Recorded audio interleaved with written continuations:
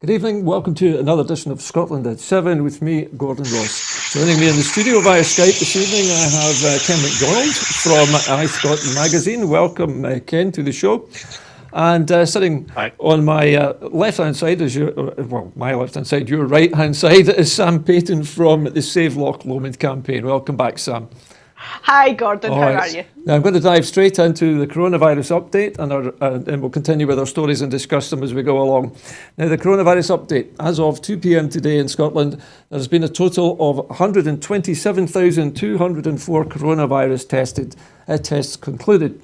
And of these, 111,565 tests were confirmed negative. 15,639 tests were positive. There were 655 people in hospital last night, 16 of whom were in intensive care, with another 8 suspected COVID-19 in intensive care. This marks an increase of 18 confirmed new cases since yesterday.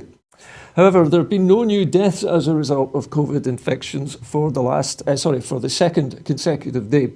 Consequently, the number of patients in Scotland who've died from complications caused by the coronavirus COVID-19 infection has remained at 2,414. And this number only includes those who have died in hospital having received a positive test for the virus. Now, moving to the UK daily figures, and the latest UK figures available show that 40,597 patients who tested positive for COVID-19 have sadly died from their illness, an increase of 55. This number refers to deaths in all settings and not just hospitals. Okay, and if you compare that with the Scottish figure of 2,414. 415, I beg your pardon, just off the top of my screen there. Now we're moving to our first story of this evening, and border control measures are to come into force in Scotland today.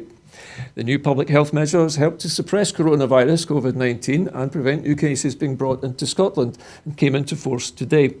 The range of measures, which will be broadly similar to those in other parts of the UK, will include a requirement for residents and visitors entering the UK from abroad to self-isolate for 14 days. The completion of an online passenger locator form by all travellers prior to travel to supply contact details, travel details and the address where they will self-isolate. Spot checks at the border by Border Force, who may impose fines on travellers who refuse to comply. Arrangements for some of those arriving into Scotland to be contacted during that period of self-isolation for the provision of public health advice and information. And also powers for police to impose fixed penalty notices for anyone failing to comply with mandatory conditions, with the ability to report persistent offenders to the Procurator Fiscal for potential prosecution. The Justice Secretary Humza Yousaf said, "We as a country and across the world are continuing to deal with these unprecedented challenges that this pandemic brings.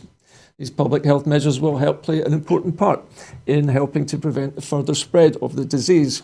These steps are aimed at protecting people and ensuring that we will limit the spread when our own infection rates are falling. However, they are temporary and will not be in place any longer than is deemed necessary to protect public health. As such, they will be reviewed after 3 weeks." Now, I think, Ken, I'll take you first, since I don't think you and I have actually had an interview on the television before, Ken, have we? I think this is the first time for both of us. Anyway, your reaction to these new measures, Ken. The British government is bringing these in. Some people are saying that it's too late for this. What do you think? I personally agree. It's a bit late now. If anything, just stop people coming in. Stop folk that you don't know whether they are carrying the virus or not to suddenly go out and about. The border needs to be closed permanently. I mean, the airport should have been shut 2 months ago, and the port shut exactly the same, and allow us to contain it and to manage it as best we can. But allowing people to come in, you don't even know what the circumstances are, where they came from, whether they are suspect COVID or not. Yeah. And there's no guarantee that even if they do come in, if they isolate, how's that going to be policed? Yeah, I mean, obviously they put in place the notion that they're going to check up on people. I mean, they've mentioned this in several parts of the statement. But I always question how this is going to be policed, because we know that hundreds of thousands of people have come and gone in the UK over the period of the pandemic, and nobody really knows anything about them. How is the UK going to police this? I mean, how can they police it? Well, they are talking about this track and trace, this all singing, all dancing magical app that should theoretically allow electronically to tag folk, enabling them to. Of course, that's only in England, Ken, isn't it? But essentially, nothing happened. There's nothing existing. There's no way of managing or policing or controlling or verifying anything. Yeah. So all you're doing is just allowing an unlimited number of people to come in under a pinky promise that they're going to isolate inside a building. I just don't think that's practical. Okay, Ken, listen, I've got to bring Sam in at this point. Sam, you've heard what's been said so far. How do you see this? Do you think Boris Johnson is just closing the door after the horse has bolted? I agree with Ken 100%. All that was going through my head when I was listening, it's a bit kind of bum from elbow. I'll use the polite word rather than the kind of normal word I would use. Okay. It should have been done away back in March. It should have been done, the borders, the airport's closed, the port's closed, with some sort of testing system, quarantine system. Now it's too late, because all these people have came into the country and probably left the country and maybe come back in again and left and so forth. And we haven't got a clue where they've been travelling around and where they've been going to, whether they've been carrying the virus back and forth. And I don't know how it's going to be policed. I mean, the police have got and I would imagine the border force have got enough on their plate right now. I don't know how it's going to be policed and how it's going to be managed, because somebody filling out an online form is easy enough to somebody turn around and say, right, I'm going to be living at such and such an address for the 2 weeks. But once they get to that address, whether it's family or or a flat share or whatever reason, their circumstances, can change. So they might end up staying somewhere else. So I don't know how it's going to be policed. There seems to be so many loopholes, so many uncertainties. It's like, I was going to say it's like everything else, Sam, but somebody said to me today, somebody made a very good point to me today, and they said, if we're talking about controlling the borders, the airports, do we have the right in Scotland to prevent people flying from England into Scotland without self-isolating? And I don't think that's covered by this. No, I don't think it is, and that's the thing. This morning, I was up at the Caracca Dawn this morning watching lots of kind of news channels, and it was one of those ones where they were talking to all these different people, and it says, what happens if somebody flies into Northern Ireland and then they fly from there to England or there to Scotland? Yeah, there's so many, There's so many routes that there is things in place for that, but you don't know, because they could fly in from Belfast to Glasgow and then from Glasgow to England or vice versa. Yeah, or even, at what point do the airports kind of stand and say, right, you've actually came in from outside because you've had maybe 2 flights within the UK? So It's the distinction between internal domestic flying and people coming on international flights. And the problem is, of course, you could enter England at an English airport and then drive across the border into Scotland. And you wouldn't necessarily be stopped from doing that. Despite whatever you've said in your form that you filled out, you could go somewhere completely different. Anyway, I'd like to leave this story, move on to our second story of the evening, and that is about Keir Starmer. Sir Keir Starmer said that it was totally wrong for Black Lives Matter protesters in Bristol to pull down a statue of a slave trader and to dump it in the harbour, while saying that the monument should never have been there in the first place. Answering listeners' questions on LBC Radio, the Labour leader said that the statue of Edward Colston should have been brought down properly with consent and placed in a museum. On Sunday, Boris Johnson said the weekend of protests, which also saw a few violent scenes in London, had been subverted by thuggery and he promised police action. However, Martin Rees, the mayor of Bristol, said that he felt no sense of loss after the statue was pulled down, and the statue was a personal affront to him. The elected Labour mayor told BBC Radio 4's Today programme, as an elected politician, obviously I cannot condone the damage, and I'm very concerned about the implications of a mass gathering on the possibility of a second COVID wave. But I am of Jamaican heritage, and I cannot pretend that I have any real sense of loss for the statue, and I can't pretend it was anything other than a personal affront to me to have it in the middle of Bristol, the city in which I grew up. The Home Secretary, Priti Patel, called the removal of the Colston statue utterly disgraceful. And Kit Malthouse, a policing minister, said that a crime was committed, criminal damage was committed, there should be evidence gathered and a prosecution should follow, he told BBC Breakfast. Sam, let's come to you first on this one. We've all seen the photographs and the pictures of people tearing the statue down and throwing it into the docks at Bristol. Is it fair to say that this was a crime, do you think, Sam? Or is this just the action of people who are desperate for change? It's not a crime. I wouldn't view it as a crime. The statue shouldn't have been there. It should have been removed a long time ago. It doesn't, or it shouldn't fit in with today's society. It shouldn't have been there. However, I don't live in Bristol, but I believe that the people of Bristol have had petitions and they've been trying to campaign to get the statue removed for a long time.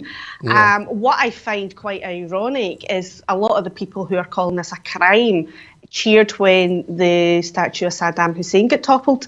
Very similar controversial symbolism, I think. It's fair to say it's a similar symbolic act. Yeah, and I think, and at the end of the day, I mean, as much as, with COVID-19 and we should be social distancing, and I don't agree with people mass gathering, at the moment I can understand when people are feeling so passionately about being inequalities and injustices, why they feel the need to do that. And that just goes to show you the kind of level of desperation that people have about, all these injustices which are ongoing and have been going for a while. Yeah. They end up mass protesting, and which is effectively putting themselves at risk and other members of their family at risk. Yeah. But no, I wouldn't say it was a crime. I would say it's symbolic, and it should have been removed anyway.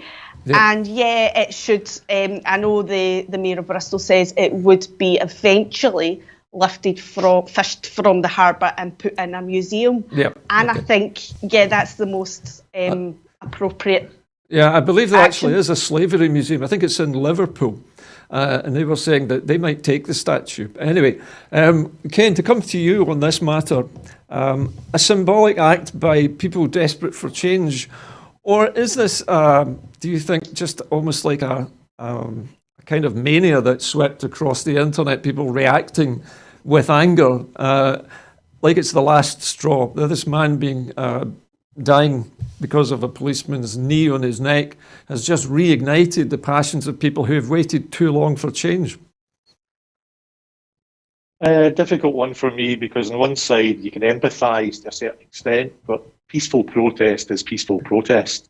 You don't start taking out wanton violence, because once it starts, where does it stop? Where does it end? You start attacking property that happens to be associated with some kind of organisation that you don't like. Argue your case, and don't do stunts like that. I know the focus was on a particular statue, but having said that, there's ways and means of getting it down without having to resort to violent acts. Yeah, of course, this issue of Black Lives Matter has also ignited a second subject, especially in Glasgow, over the naming of streets, which we'll be covering later in the programme. But what I wanted to ask you here was that, as far as I can see, anyway, looking at the pictures, these are the actions of people who have waited for decades for something to be done about this statue, and it's not happened. And we, I guess, as Scots as well, in places like Glasgow and other cities, see the reminders of colonialism everywhere we look, and street names and statuary everywhere. And a lot of people saying that in Glasgow there are a large number of statues that they'd quite like to get rid of. Well, they would, but I mean, there's ways and means of doing things, because once you start that slippery slope of taking action against property, okay, you're making your point, but then it can easily get out of hand. Yeah. I mean, I know way back when Nelson Mandela was incarcerated, the South African embassy was based down by George Square, and they changed the name of the street to Nelson Mandela Square just to spite the guys. Nobody got hurt, nobody got injured, but it was a cute and clever way of making it happen. Yeah. But seriously, violence shouldn't be part of anything that's done through peaceful protest. And the whole point is you have to use your words to argue the case, not violence. Well, the pictures on our television screens have caused consternation amongst politicians, and actually dovetails nicely into the next part of our story tonight. And this concerns the UK government. Senior black politicians and campaigners rounded on the government for suggesting that the UK is not racist, and claiming that Black Lives Matter protests across the country are simply based on anger about prejudice in the United States. David Lammy, the Shadow Justice Secretary, said it was real ignorance to suggest that protesters were angry only about police brutality in the United States, rather than discrimination in the UK as well. While Don Butler, a Labour former minister, said suggestions that the protest largely related to America were a sign that the government was again not listening and shows no commitment to resolving issues of racism in our own country. Protests across the world were sparked by demonstrations in the US in response to the killing by police of George Floyd, a black man who was filmed repeatedly saying, "I can't breathe," as an officer knelt on his neck for nearly 9 minutes. Since then, the protests have attracted tens of thousands of people across the UK, despite the coronavirus lockdown, and led activists in Bristol to tear down the statue of the 17th century slave trader Edward Colston. Now, Sam, let me come to you first of all. The British government has asserted that Great Britain, is not racist. Is this just another one of these things that the Conservative Party says without any real evidence to back it up? Well, it's Tories. They'll say whatever they've got to say, whether it's true or not. The problem is the Tories and some certain other parties led their Brexit campaign based on racism. They basically reignited racism really in the UK, and on the back of that we have seen more right-wing groups emerge from that, including in Scotland, which is quite concerning. And also as well, the types of language that members of the government use is not appropriate. Mm-hmm. So I think, they've got a bit of a cheek to be saying that, considering that's what they based their Brexit campaign on. And we have seen and heard of cases of that where people have been told to go home and get out of the country, stop stealing their jobs and so forth. And it's absolutely disgusting. But going back to yesterday, the police chief from Bristol had said there was no violence at the protest yesterday. No. The only incident was the removal of the statue, and the police had chosen not to intervene because they didn't want to ignite any violence. So that was the only thing that happened. But no, apart from that, no, we have seen and we have witnessed, I know I have, where people from various parts of the world have been told to go home right through the Brexit campaign, and it seemed to be normalised that this was acceptable. So I think the Tories will say whatever they've got to say, but I think the Tories are not interested in what's really going on in the real world, in the real life, and in our communities and what's actually happening. All they're interested in is protecting their own investments and making sure them and their pals are okay. But we do have a problem, maybe not as bad in Scotland, but there is certainly a problem. It needs to be addressed. And I know yesterday on the programme I had said that I believe that it needs to start being addressed in schools with education with adults as well. And politicians and people in authority need to start taking a certain level of responsibility when they're speaking and what language they're using as well. Indeed, yeah. Okay, thank you, Sam. Ken, if I could come to you on this. One of the things I wanted to ask you about, I detected yesterday, just after the incident with the killing of Mr. Floyd, that a great number of people, both in Scotland and the rest of the UK, like myself, like a lot of white Anglo-Saxon, if you want to call us, or white Scots, we have, I think, mistakenly thought for a number of years that the issue of racism, particularly in Scotland, was on the wane, that it was gradually disappearing. Have we been wrong, do you think? Are we wrong to think that the problem of racism in Scotland is largely over? That we racism is learned. It's not, you're not born naturally racist. The United Kingdom, given the fact that or England, the empire was built over destroying people's homelands and just taking what they need, bred an culture of superiority, and that everybody else, if they haven't been conquered, are inferior. English aren't foreigners. Everybody else is a foreigner. They're English, and that's the way it's always going to be. So you get a country that brings up Farage, Tommy Robinson, Katie, what's her name? It's inherently being practiced by our mainstream media down south. If you look at the Mirror and the Daily Mail, it's inherently racist. And then you've got Theresa May's vans going around telling people to go home if they don't belong here. The Windrush generation, it's still happening now. I believe that people are being shipped out. They're losing all their fruit in the fields because the people that they wanted to get rid of don't want to come back because they believe England, I'm talking about England as a UK, is naturally racist. And now we've got problems because the majority of the people who have been taking care of us in our NHS, a lot of these people are not coming back, which is endemic in the situation with the NHS, certainly down south. England is a racist country. Scotland has elements of it. Every country has elements of it. I would say that the far majority of people in Scotland, thankfully, are on the right side of the argument. But there's a big growing crowd down south, and I think it's been stoked up by the likes of Farage and certainly Boris. If you remember the Turkish billboard. Yeah, the bus saying go home. Yeah.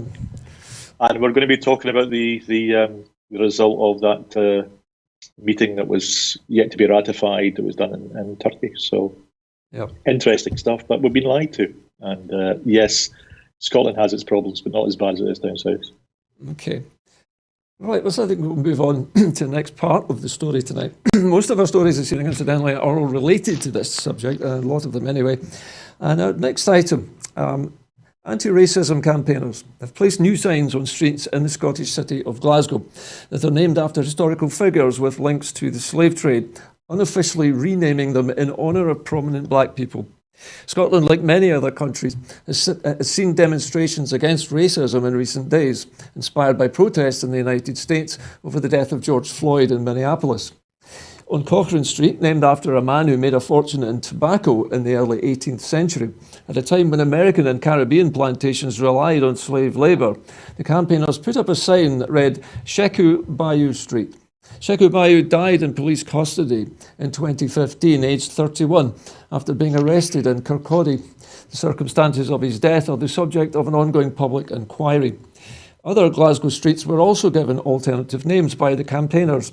Wilson Street was renamed Rosa Parks Street after the US civil rights activist known around the world for starting the 1955 and 56 bus boycott in Montgomery, Alabama.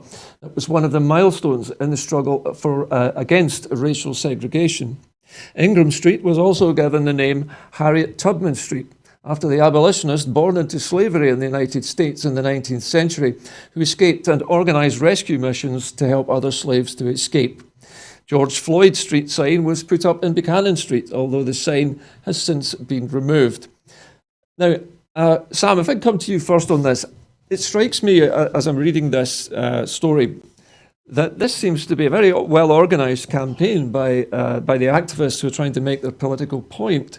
And I was I was surprised, I think, by the organisation involved in this, because it seems to be very well coordinated. What do you think?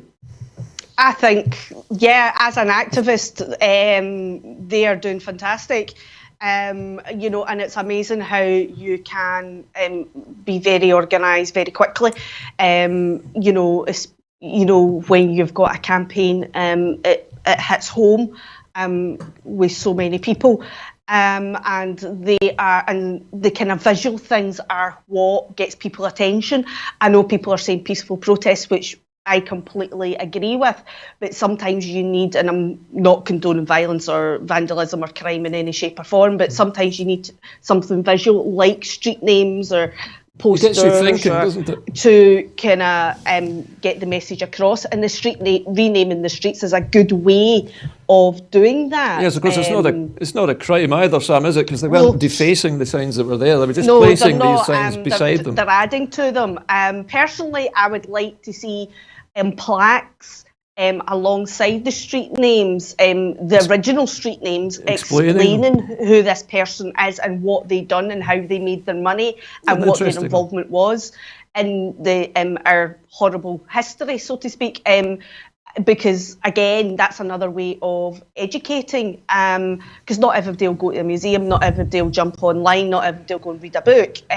So sometimes, people will look at history, will read wee plaques. You will see people when you're out and about, round about cities or towns and things, you will see people standing reading wee plaques. And it's a really good way of educating people. So I would like to see more of that dotted around Scotland as a whole regarding our history, because it's good for visitors as well as us learning our history. Because one thing we don't know, we don't get taught here in Scotland, is a lot of our history.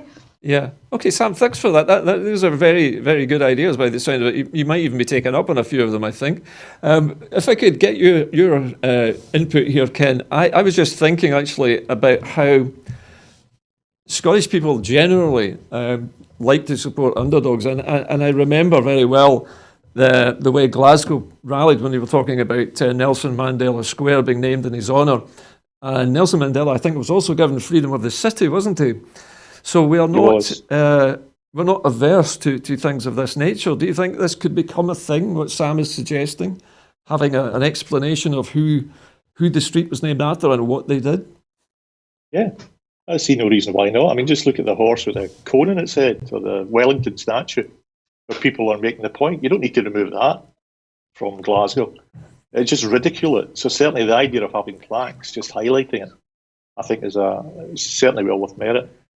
Yeah. By the way, something I just said, I just noticed in the bottom third there was a message that came in one of the tweets saying that women would never have had the vote without direct action or violence. But then again, in 1918, they didn't have social media. Now, if you think of Greta Thunberg, look at the amount of attention that she's got worldwide, and not a butterfly was stood on. So we have to just stand back and think and keep the passion cool and find ways of being smarter and clever to tackle these problems that we have. In general, Scots are generally pragmatic about arguments, and they do like the underdog because they've been the underdog for years. They know what it's like to be that. So certainly, I think we feel I think we feel a certain kind of kinship with people who are being oppressed or colonised or have been victims of it over the years. I think we just try not to get above ourselves, and this is a thing that we're always told not to get above ourselves, which really is everybody's equal. Treat everybody the same and with respect. But certainly the violence aspect now. We are a bit down to earth, aren't we? Keep our feet on the ground.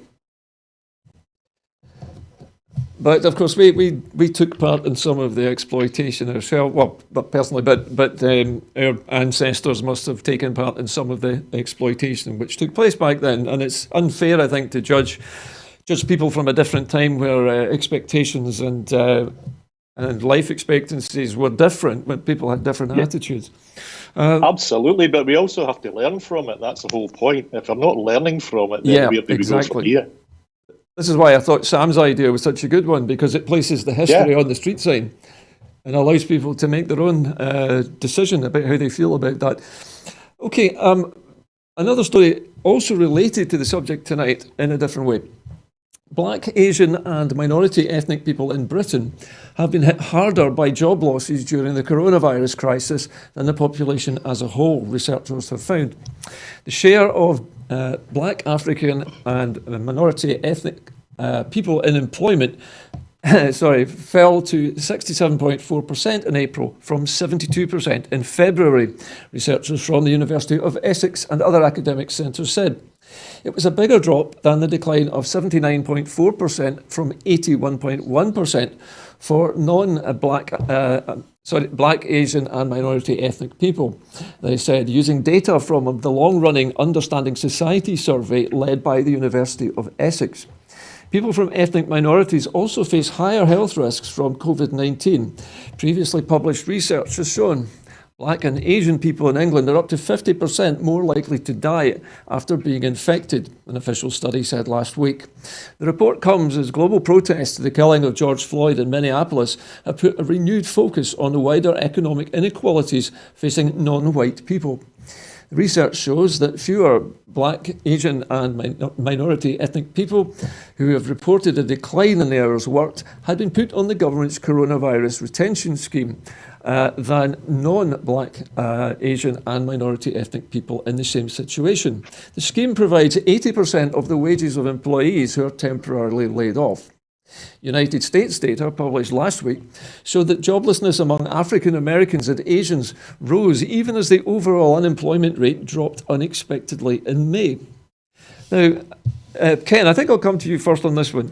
Despite the fact that Black people are, Black, Asian and ethnic minority people are so unfairly, it seems, discriminated against and have such a high level of disadvantage in daily life, now we find out that they're also far more at risk from COVID-19. I haven't seen any research so far which goes in any way towards explaining why this is. It seems a mystery. No idea. I've seen no evidence at all to support the reasons why. It may well be that they are, I don't know, manual workers, and a higher concentration of the higher population in London seems to be. Yeah. The social situations would be different in every part of the United Kingdom, but imagine the denser the population, you'd have a higher percentage of people, and it may just well be that Black people happen to be susceptible to this virus.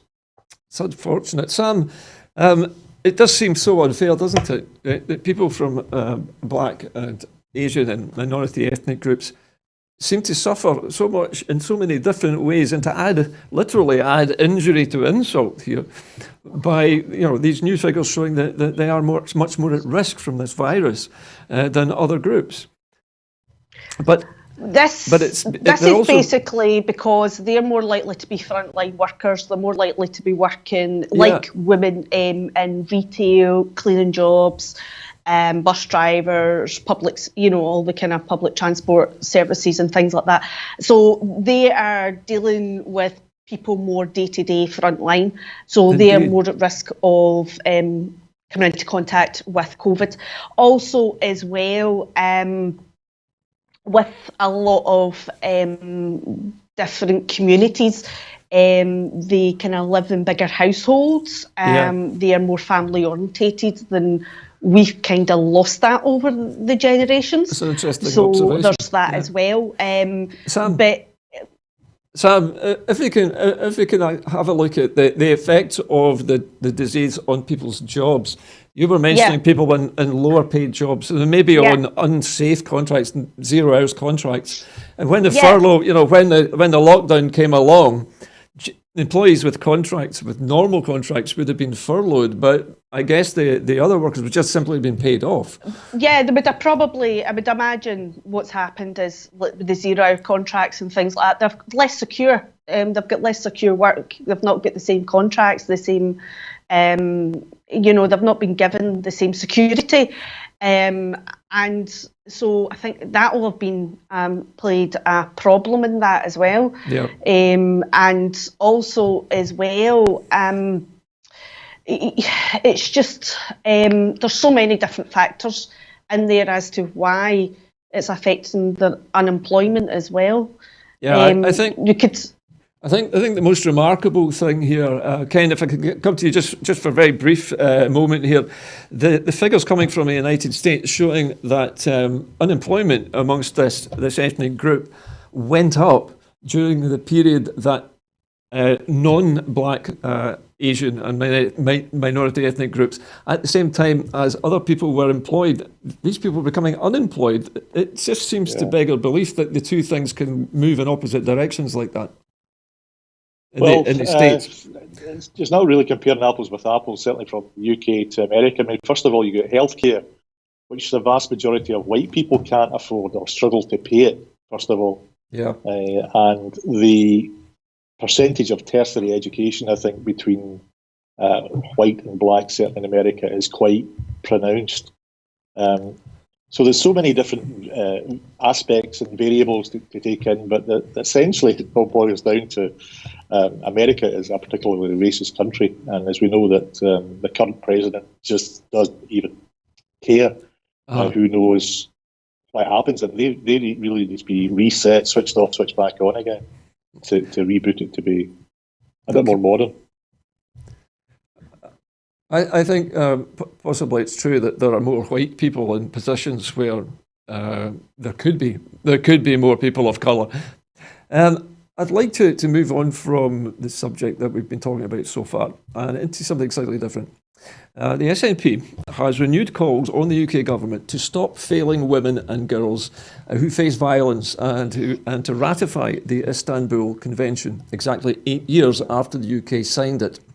The UK signed the Council of Europe's Convention on Violence Against Women and Domestic Violence, the Istanbul Convention, on June the 8th, 2012, but it is one of the few EU countries yet to ratify it and is therefore not legally bound by its provisions. The convention has so far been ratified by 33 of the original signatories, including the UK's neighbour Ireland. The SNP's Women and Equality spokesperson, Anne McLaughlin MP, has called on Boris Johnson to take the necessary steps to ratify the convention, including enshrining in law support for migrant women experiencing domestic abuse and steps to ensure that overseas offenders have nowhere to hide from justice. The SNP MP Gavin Newlands has also tabled an early day motion welcoming the convention's ratification by other countries and calling on the UK government to ratify the convention without delay.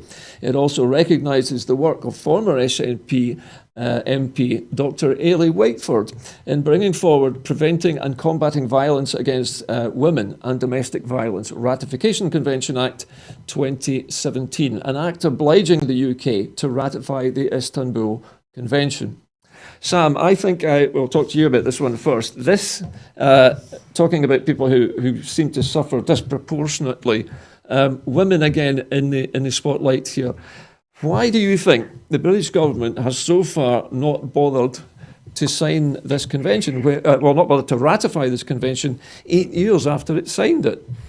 To be honest, I'm not actually very surprised that they've not done it. It kind of follows the kind of line that the Tories always do. I know when I was watching the liaison committee, which is now 2 weeks ago, with Boris Johnson, he made a couple of comments regarding women, and I'm very much not surprised that this is not being signed. Yeah. The problem is how people view women and girls, and you know, women, you know, are very much subjected to abuse, violence around the world, and it's about giving women a safe place and girls a safe place. And the thing is when there tends to be violence against women, a lot of the times the women are made to look like they are nuts, they're crazy, rather than the fact that they're victims. And yeah, it says everything. I'm not surprised that the UK government's has not signed it. Whether they're refusing or just not bothering, I don't know. I just think I'm just really not surprised. It's basically their kind of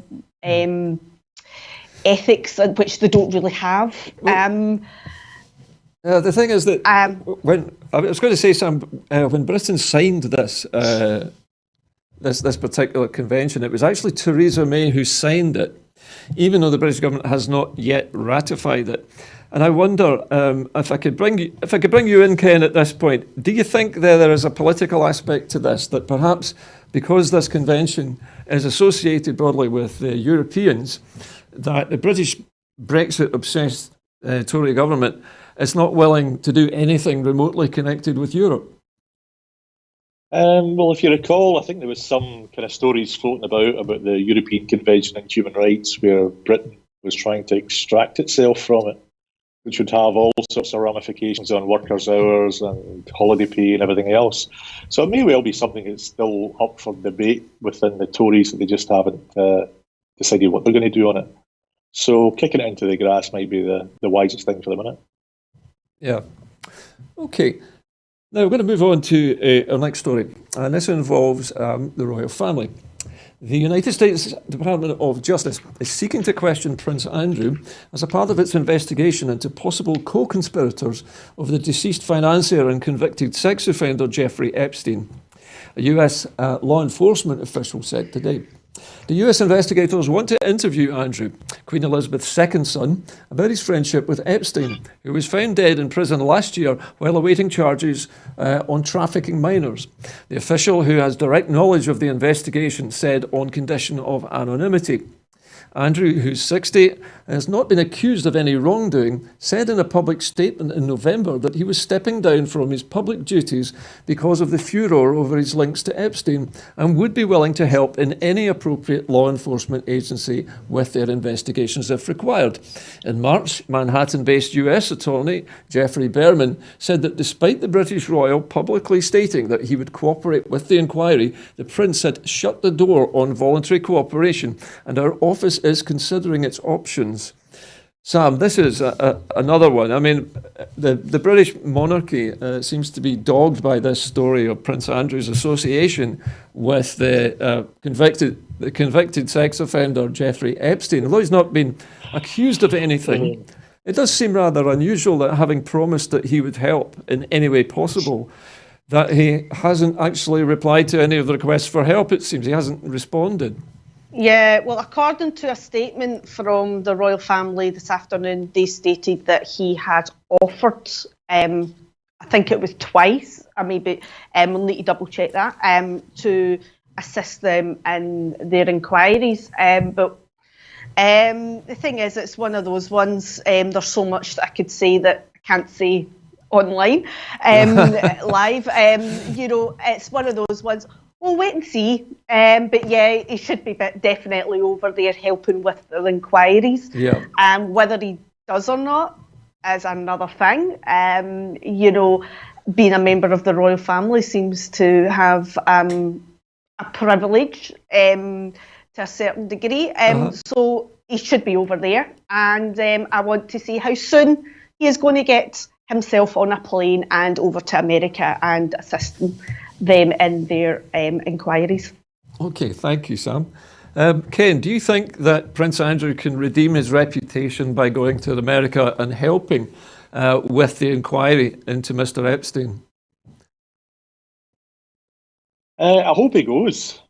I hope he goes, because the downside is if he doesn't, we're going to be doing a deal with chlorinated chicken or that American ambassador's wife who killed that poor young lad in a motorcycle. You think we could be using his excuse not to transfer her over to the United Kingdom for discussions? So yeah, I mean, the royal family, all bets are off when it comes to them. These guys are asbestos, and a backroom deal will be done to make sure that it avoids any embarrassment to the Queen, and it'll play out as we always expect it to be play out. It puzzles me as to why Prince Andrew hasn't come forward. You would think he would want to restore the, what shall we say, the reputation of the monarchy, the public reputation, by doing everything he could to help, but seems not to be happening. The trouble with that was that he was on television for a 45-minute car crash. I mean, the guy who doesn't sweat and who remembers an event 15 years ago.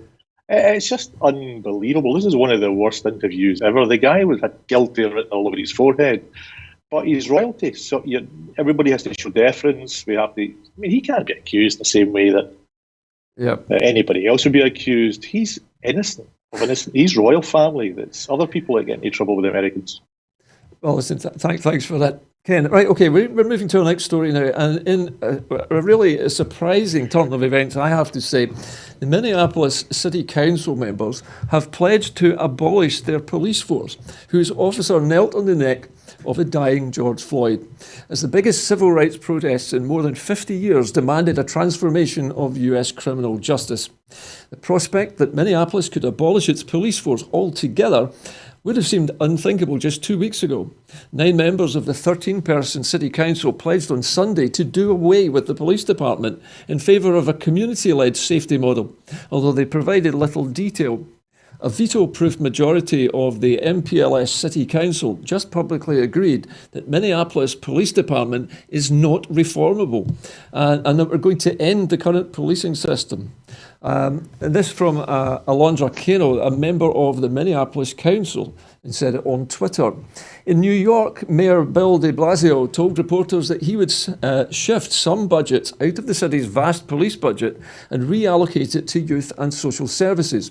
He said he would take enforcement rules on street vending out of the hands of police, who are accused of using the regulations to harass minorities.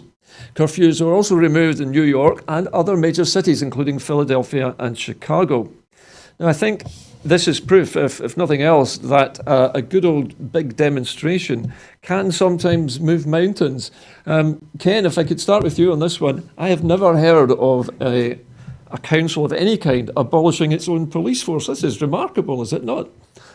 Well, they spoke about it. Whether they're actually going to enact it is another matter. But certainly, those close to the ground must know exactly whether it is inherently corrupt. And from the actions that we've seen from that part of the states, there is certain serious problems that need to be addressed. I mean, it may well only be, a couple of hundred out of a few thousand police that are bad eggs, but if you can't get them to change their attitude, then what do you do? Yeah. If I could involve you, Sam, at this point. Now, Minneapolis Council appear to be saying that they have given up trying to reform their police. They can't change them. And that in itself is a huge, I think, admission that there was something badly wrong with that police force in the first place. But to abolish the police force is something I don't think anybody has ever heard of. Yeah, it's quite remarkable. I can see why they've done it, but I can also see kind of potential problems in doing it, because you can't paint everybody with the same brush, as they say, because there will be some officers that are in the police force who did do their job properly and didn't take advantage of the power that they had. So in that sense, that's a bit of a shame if this is what they're going to do. Whether they enact it is another thing, as Ken says. But also as well, I would imagine they would need to go through the kind of legal side of it in terms of people's contracts, employment and things like that, because they just can't basically get rid of them all. But at least they're admitting that there is a problem, there is a fundamental problem, and they are addressing that it needs to change. My concern would be if it went to a community-led as to who was going to oversee it, what was going to be the kind of legal terms in terms of their powers and enforcement of powers.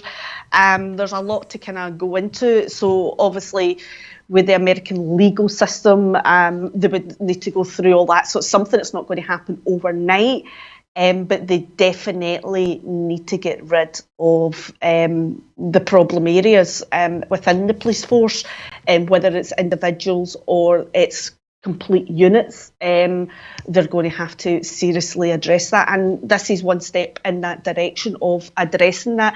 And this is... I think we need to take it as a positive and wait and see what happens. And hopefully they do it right and don't just rush into it and go into... Because the thing is, if they're just responding to the protests and thinking they need to do something very quickly and they're going into kind of panic mode, it's not getting thought through properly. Yeah. And then that's where you can have problems. So they need to be able to speak to people in the community. They need to speak to all the legal people and make sure it's all done properly. Okay. And yeah, it could actually make a huge difference. It'll be interesting to see what happens in the future. Okay, Sam. Listen, thanks very much for that. Okay. We're running off behind. If I can just chip in there, I mean, there are standards of performance in any job function. There's acceptable standards of performance that you get measured on. The HR department within that Minneapolis should have been finding out who it is that's causing the problems and gone through the due process to get rid of them. If they are not maintaining the ability to take care and manage their own staff, I don't see just getting rid of them and bringing other folk in. It's the HR guys that need to sort it out, because if these people, if they know they're inherently racist, they've got good cause to get rid of them. Of course, Ken, I believe in that particular city, and maybe in other parts of the United States, the police unions are extremely strong and tend to close ranks around members to protect them. It could be that they're finding difficult to do any kind of deal or negotiate with them. But apparently the officer who has been charged with Mr. Floyd's death had about 17 previous disciplinary procedures against him. I'm not certain whether these were for using excessive force, but he obviously had. Some of them were. Well, that just brings into question the management of the actual town.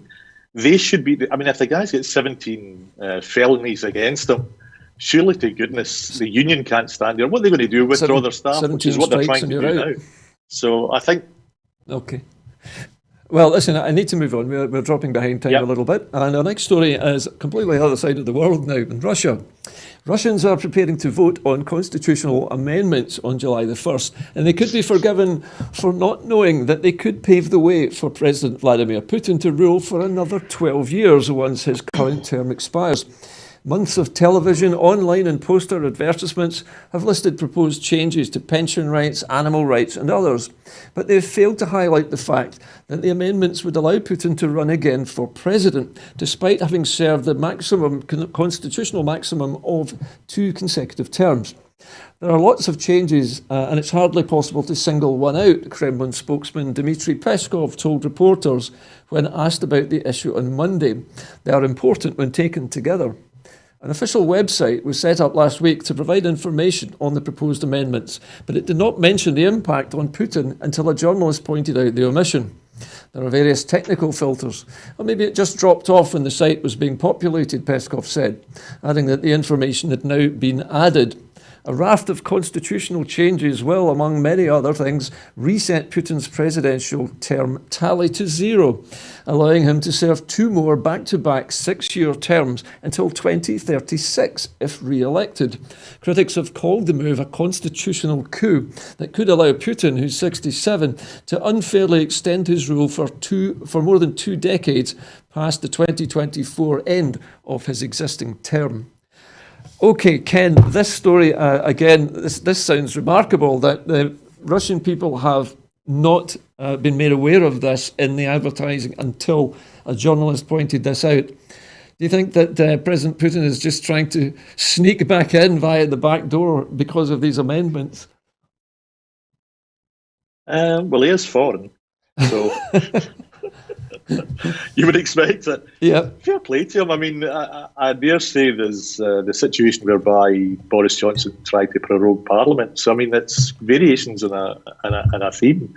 Anybody who's in power that's trying to keep their position will do what they can to protect their job. He's no different from anybody else. Yeah.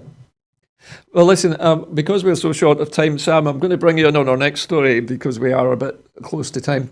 And our next item is actually about people who are shielding from coronavirus. The people who are shielding are being advised that although they should continue to do so until at least the end of July, they can, if they choose, go outdoors to exercise from the 18th of June while maintaining strict physical distancing. Those affected will receive letters from the Chief Medical Officer explaining the decision on outdoor exercise has been taken after careful consideration by clinical advisors. The prevalence of COVID-19 has decreased and the evidence evidence now shows the risk of outdoor infection is very low if people stay 2 metres apart. The exercise can be a run, a walk, or cycle, but those shielding should not meet people from other households. In all other respects, the advice for those who've been advised to shield has not changed, as there remains a risk of infection in indoor and crowded places where physical distancing may not be possible. However, CMO's letter also sets out that work is underway to develop a new approach which allows people to better understand their individual risk and make choices which are right for them. This will be made available over the summer. The support currently in place for those who are shielding in terms of free grocery boxes and priority access to supermarket delivery slots will continue throughout this time. Sam, let's take you first on this one, since we have limited time available. Very quickly, your reaction to this sounds like a little ray of sunshine for those who are trapped indoors shielding. Yeah, it does, especially for mental health. It's getting the balance, isn't it, with mental health, because people need to get outside, and people need to get outside. One, they need the fresh air, they need the vitamin D from the sun, and and they need to be able to just go for a walk or do these kind of simple things in life. And I can understand why they've got to shield for health reasons, and it's to protect them and to save their life. However, it must be so frustrating not being able to just do the simple things that we've been able to do, whether it's go to a shop or even, but as long as they're going to be carry on social distancing, wear face coverings, and be very careful, go out for fresh air, and then the fact that they're now going to start looking into individual kind of health conditions or the health conditions as to how COVID, and that's the thing, because it's a fairly new virus, everything's all learning, and we're learning as we go along, which makes it that bit more difficult, whereas with a lot of other things we already know the answers, and it's like, we know how you're going to react to this, so don't do X, Y and Z. We're having to learn this, so that'll make life a lot easier for people, and also it gets people being able to get back out and about to a certain degree. Yeah, thank you, Sam. Ken, quickly, if you would, your reaction to this story, that we're giving people a little bit more freedom to come out of hiding from their isolation. Those are at greatest risk. Well, yeah, I agree. It's simply people just can't remain banged up in tiny flats for weeks on end without it affecting their mental state. So anything that can be done that's sensible, and as long as people start taking necessary precautions of masking up and hand gel, then it should be fine. But where we are up by Loch Lomond, seeing the traffic, it just worries me that when you give somebody a couple of days of grace, they just abuse it. Do you think? Give them an inch, they take a mile, they just abuse it, and it's where it's going to start a second spike. Bear in mind, when we're talking about deaths, very quickly, we're 14 days. So the results of 0 deaths for the past 2 days is because of 14 days ago. Yeah. If you start letting up, you're not going to see what's happening for another 14 to 3 weeks. So this is why we need to be disciplined and stay indoors when we can. Okay, listen, thank you very much, Ken. I'm going to move on to a final story this evening. Small businesses which share properties but do not pay business rates are now eligible to apply for grants to help with the impact of COVID-19. The extension to the Small Business Grant Fund will apply to firms occupying shared office spaces, business incubators, or shared industrial units, and who lease the space from a registered rate-paying landlord. Separately, eligibility has also been extended to companies occupying multiple premises with a cumulative value of more than £51,000. From today, eligible businesses will be able to apply to their local authority for grants of up to £10,000. It's been confirmed that the Small Business Grant and Retail, Hospitality and Leisure Grant schemes will close for new applications on the 10th of July. The latest figures up to the 2nd of June show that £824.541 million has now been distributed to 72,622 businesses across Scotland through the schemes, but that applications have slowed in recent weeks. Now, we're running out of time, so let's just have a very quick response. Sam, first of all, let's take you. So more help coming for small businesses. Yeah, it'll be very welcomed, and there'll be a lot of small businesses out there who will be delighted that they're going to benefit from this. Okay. And Ken, £10,000 for a small business is a lot of money when you're standing still and there's no money coming in to pay your bills. Yeah, absolutely. You've got to sell a hell of a lot of product just to make £10,000 profit. So it does go a long way. And let's not forget that SMEs make up the vast majority of businesses in the UK. Okay. Well, listen, that's all we have time for this evening. At this time, it's traditional for me to remind you that if you want to become a supporter of Broadcasting Scotland and help us to make more programmes for you, then you can do so by following the directions on your screen now. Go to broadcastingscotland.scot/register and follow the prompts.